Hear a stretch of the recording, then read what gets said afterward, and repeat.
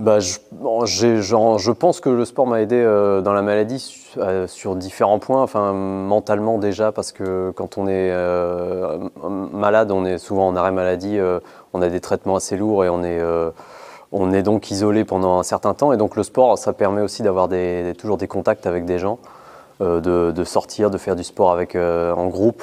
Donc ça permet de maintenir une vie sociale, de continuer à avoir des rendez-vous. C'est important dans un agenda quand finalement tout s'arrête un peu du jour au lendemain.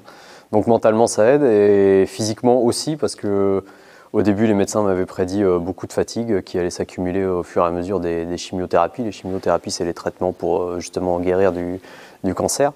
Et finalement c'était un peu tout l'inverse, plus ça allait et plus je m'entraînais en faisant des courses à pied ou un peu d'autres sports de manière assez douce quand même.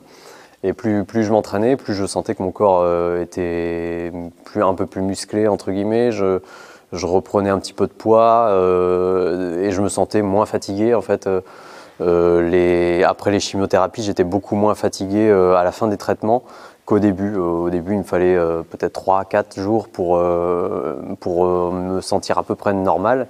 Sinon, j'étais souvent un peu cloué au lit.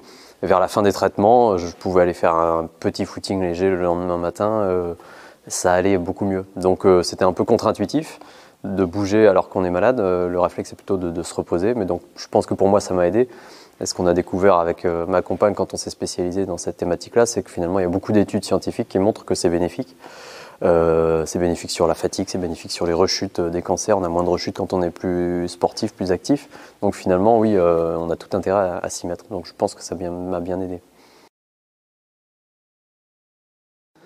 Alors un journaliste local, c'est donc un journaliste dans un petit journal, enfin un petit journal en général par la zone géographique, parce on est délimité, donc par exemple ici au Perche, au Perche ornais. Et donc un journaliste local, c'est un journaliste qui va rendre compte de l'information près de chez lui, c'est-à-dire près des gens.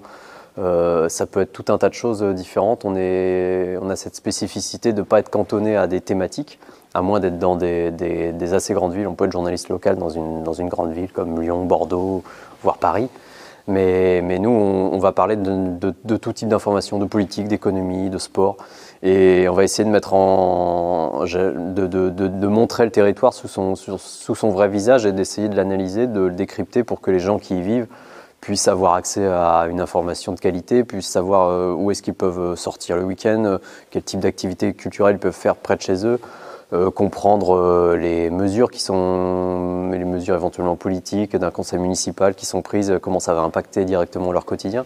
C'est souvent des choses très concrètes. C'est analyser un territoire qui change et souvent ça donne lieu à des grands changements qui peuvent après avoir des impacts au niveau national. Hein. Il y a plein de choses qui émergent des territoires et qui après deviennent des grandes thématiques. Donc voilà, c'est un petit peu tout ça. C'est assez intéressant parce qu'on est directement, concrètement au contact de gens au quotidien. Donc voilà un petit peu ce que c'est qu'un journaliste local, c'est essayer d'être au plus proche de la population, de ce qu'elle ressent et d'essayer de comprendre les mécanismes qui se jouent.